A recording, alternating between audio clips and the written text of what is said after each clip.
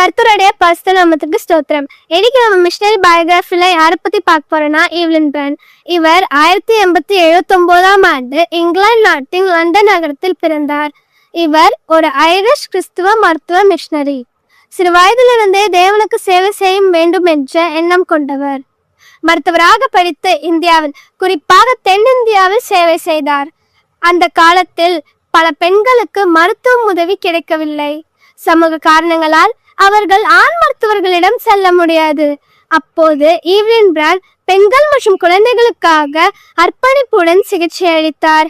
ஏழைகள் மற்றும் நோயாளிகளுக்கு கருணையுடன் உதவி செய்து கிறிஸ்துவின் அன்பை செயலால் காட்டினார். பல சிரமங்கள் இருந்தாலும் அவர் தனது சேவையை நிறுத்தவில்லை.